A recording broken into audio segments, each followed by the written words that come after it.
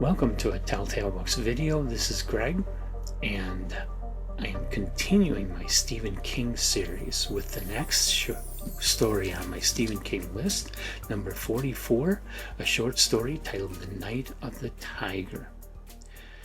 Now, The Night of the Tiger was published in the February 1978 issue of Fantasy and Science Fiction, which I have right here. It's not the cover story. The cover story is Edward Bryan Stone.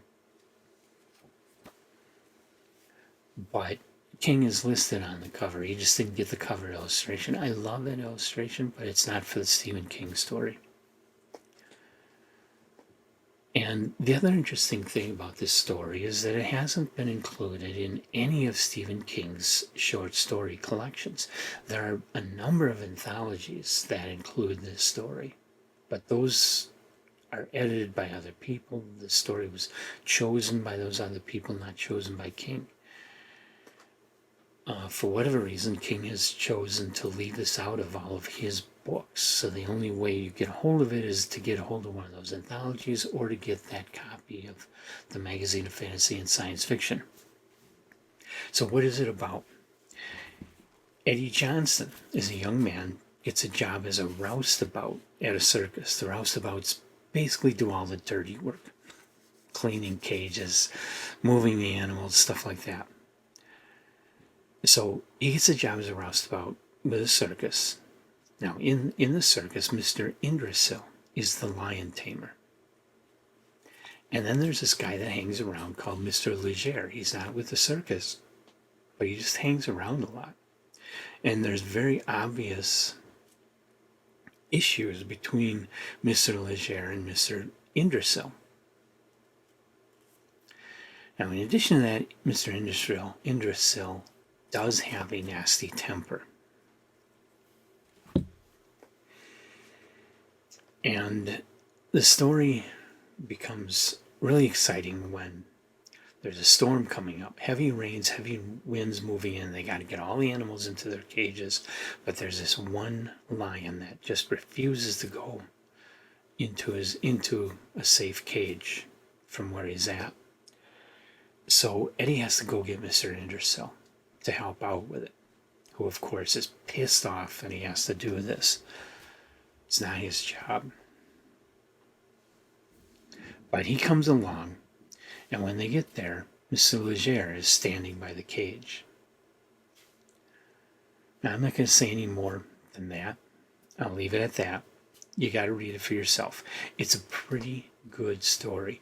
This isn't one of King's best stories, but it is a good story. I enjoyed it. It's gripping. It's interesting. It's creepy enough.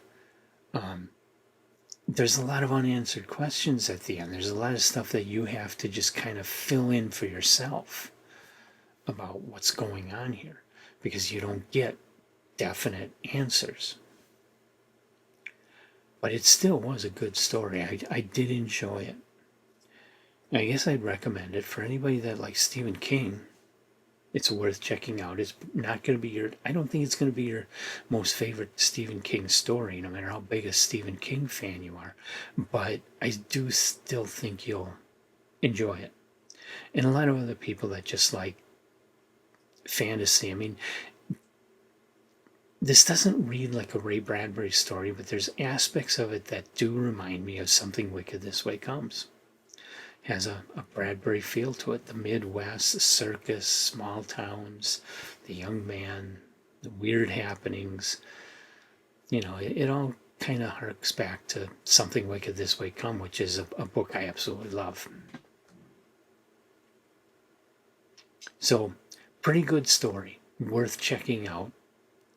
That was number 44 for Stephen King. My next Stephen King read is one I've already read and already shot the video of at the time I'm shooting this. Number 45 is Jerusalem's Lot from the Night Shift short story collection. That will be the next one that goes live on our channel. And so I hope you'll come back and join us for that and all the other things we do. But on your way out of this one, hit the like button, hit the subscribe button so that you won't miss anything. And I hope you'll join me for the rest of what I do here.